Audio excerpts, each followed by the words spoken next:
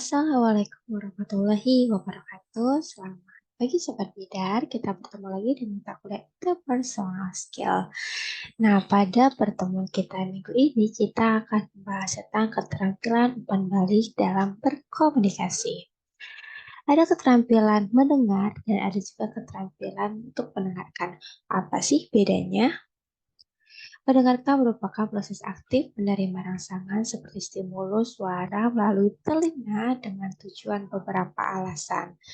Nah, jenis-jenis mendengarkan itu yaitu mendengarkan untuk enjoyment, mendengarkan untuk information dan listening to help, atau mendengarkan untuk menolong.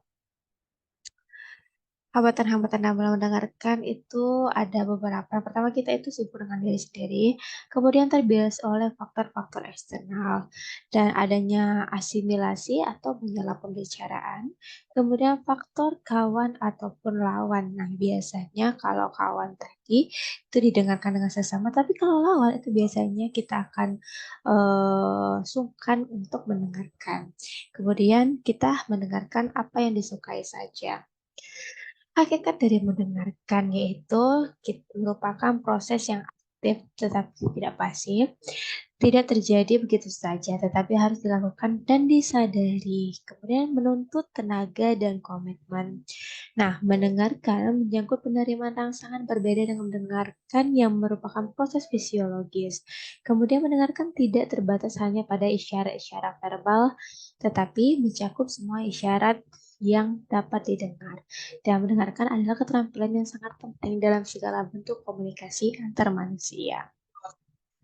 Nah, berikut merupakan gambaran dari proses komunikasi. Nah, dalam komunikasi itu ada yang bertindak sebagai komunikator dan sebagai komunikan.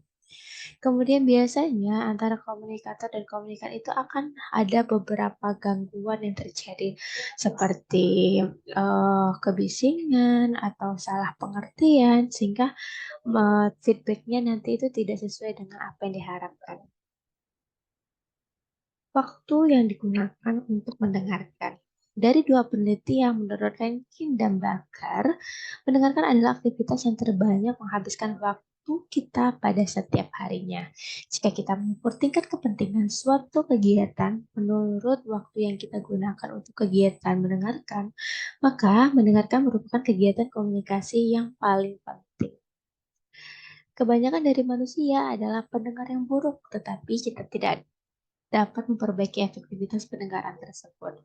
Karena kebanyakan waktu yang kita gunakan untuk kegiatan mendengarkan, maka meningkatkan keterampilan mendengarkan merupakan usaha yang sangat bermanfaat, sehingga perlu diusahakan. Mendengarkan secara efektif tidaklah mudah, tetapi diperlukan waktu dan energi. Menurut lead ranking pada tahun 1929, biasanya orang dewasa itu 30% berbicara, 45% mendengarkan, 9% menulis, dan 16%-nya itu kegiatannya itu adalah membaca. Nah, kalau sebagai mahasiswa, biasanya 17% itu berbicara, mendengarkan 53%, menulis 5%, dan membaca 16%. Nismat dalam PLOS pada tahun 2001 halaman 119 menerangkan bahwa petunjuk untuk mendengarkan secara lebih baik itu dengan cara bersabar, kemudian kita mencegah sikap yang mendesak pembicara, kemudian menyediakan waktu untuk mendengarkan, memperhatikan dengan baik, dan bersiaplah untuk mendengarkan. Kita harus bisa membuka diri untuk menerima pendapat orang lain. Jangan bereaksi berlebihan terhadap suatu pesan dan tahanlah perasaan yang berlebihan itu. Kemudian kita juga jangan bereaksi berlebihan terhadap pembicara. Kita harus fokus pada isi pesan bila pembicara itu membosankan. Terus jangan pura-pura mendengarkan, jangan keasikan dengan pikiran sendiri, abaikan dulu masalah yang lain. Pusatkan pikiran kita pada pembicara dan pesan yang disampaikan itu seperti apa.